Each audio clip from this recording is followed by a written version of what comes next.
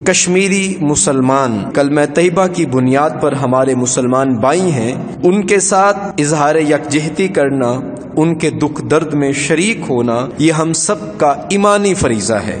ہوا ہی ایسی چلی ہے کہ ہر شخص سوچتا ہے، ہوا ہی ایسی چلی ہے کہ ہر شخص سوچتا ہے، تمام شہر جلے ایک میرا گھر نہ چلے۔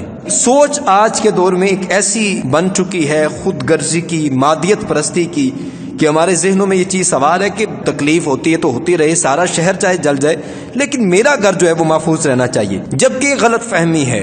کشمیر کے اندر جو کچھ ہو رہا ہے یہ ہماری اسی ستم ظریفی کا نتیجہ ہے کہ آج امت مسلمہ کے درمیان یہ رشتہ اخوت جو تھا یہ کمزور ہو گیا ہے۔ علامہ اقبال فرماتے ہیں کہ اخوت اس کو کہتے ہیں چبھے کانٹا جو کابل میں، تو ہندوستان کا ہر پیرو جواں بےتاب ہو جائے۔ ہم نے اس رشتے کو کمزور کر دیا جس کی وجہ سے مسائل پیدا ہو رہے ہیں۔ اگر ہم کشمیر میں دیکھ لیں حالات ہمارے سامنے ہیں، اگر ہم برما میں دیکھ لیں حالات ہمارے سامنے ہیں، اگر ہم غزہ میں دیکھ لیں حالات ہمارے سامنے ہیں، اگر شام کے اندر دیکھ لیں حالات ہمارے سامنے ہیں۔ یہ کیا تھا کہ جب ہمارے اندر ایک ملک تکلیف میں مبتلا ہے، دوسرے خطے والے خاموش ہیں، تو اس سے باقی لوگوں کے اندر مزید جرأت پیدا ہوئی۔ انہیں پتہ چل گیا کہ یہ آپس میں ان کا تعلق وہ کمزور ہو گیا ہے، اور یہ تکالیف، یہ مسائل بڑھتے چلے گئے۔ تقریباً 75 سال سے زائد عرصہ گزر چکا ہے۔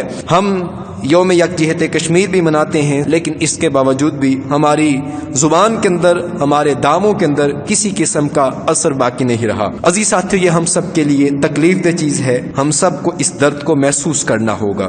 آج 57-58 اسلامی ممالک، کئی اسلامی ممالک ایٹمی پاور رکھتے ہیں، بڑی سے بڑی آرمی موجود ہے، بڑے سے بڑا اسلحہ موجود ہے۔ ان تمام تر چیزوں کے باوجود بھی یہ بات حقیقت ہے کہ مسلمان آج اپنا رعب اور دبدبہ کھو بیٹھے ہیں۔ ہماری وہ طاقت ختم ہو چکی ہے جو کہ ایک مسلمانوں کی پہچان تھی، جو کہ مسلمانوں کی آئیڈینٹی تھی۔ لاکھوں کی تعداد میں مسلمان نوجوان، کشمیری مسلمان اسی آزادی کی جد و جہد میں اپنی جانیں قربان کر چکے ہیں، اور ہزاروں کی تعداد میں ہماری مسلمان مائیں بہنیں، ان کی آبرو ریزی ہو چکی ہے۔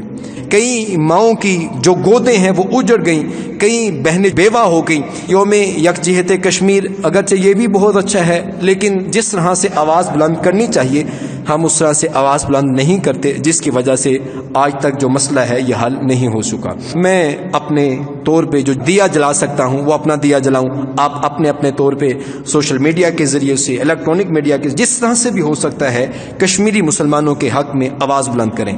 کوئی کانفرنس ہے اس میں شرکت کریں، کوئی ریلی ہے اس میں شرکت کریں۔ اس کا فائدہ ضرور ہوتا ہے، عالمی میڈیا تک آواز جاتی ہے اور اس سے ایک پریشر کریٹ کرنے کی ہم کوشش کرتے ہیں۔ ہمارا یہ اخلاقی فریضہ بھی ہے ان کے لیے آواز بلند کرنا۔ اگر ہیومن رائٹس کی مختلف تنظیموں کو دیکھیں، این جی اوز کو دیکھیں جو کہ انسانی حقوق کی بات کرتی ہیں، لیکن افسوس کے ساتھ یہ کہنا پڑتا ہے کہ یہ انسانی حقوق کی جو تنظیمیں ہیں انہیں صرف غیروں کے حقوق نظر آتے ہیں، انہیں مسلمانوں پہ ہوتا ہوا کہیں بھی ظلم دکھائی نہیں دیتا، اور جس کی وجہ سے امت مسلمہ قسم پرسی کا شکار ہے۔ اور پھر ہمارے اندر بھی افسوس کے ساتھ وہ اپنا مقدمہ لڑنے کی جس طرح سے کاروائی ہونی چاہیے تھی، پروسیس ہونا چاہیے تھا، ہم اس طرح سے اپنا مقدمہ بھی نہیں لڑ پاتے، سوائے چند بیانات دینے کے ہم پھر خاموش ہو جاتے ہیں، جبکہ امت مسلمہ کو یہ زیب نہیں دیتا۔ ہر شخص اپنے اپنے حصے کا ذمہ دار ہے۔ آپ کے پاس جو طاقت ہے، آپ کے پاس جو سورسز ہیں، آپ اپنے سورسز کو استعمال کیجیے۔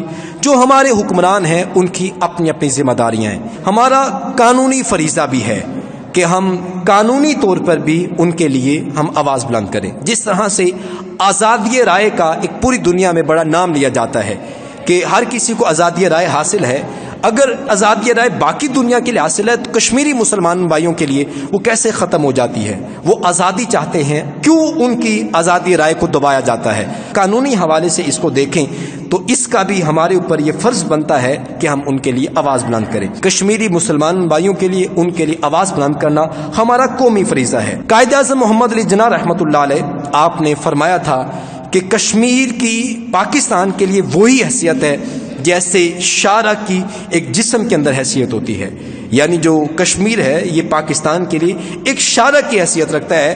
اور قائد اعظم نے فرمایا تھا کہ کشمیر کے بغیر پاکستان کبھی بھی مکمل نہیں ہو سکتا، پاکستان نامکمل ہے۔ تو اس حوالے سے یہ ہمارا قومی فریضہ بھی بنتا ہے کہ بانی پاکستان انہوں نے اس کو پاکستان کا حصہ قرار دیا اور پاکستان کو نامکمل قرار دیا کشمیر کے بغیر۔ اس حوالے سے ہمارے حکمرانوں کی، پاکستان کے ہر شہری کی یہ قومی ذمہ داری بھی ہے کہ ہم اس کے لیے آواز بلند کریں۔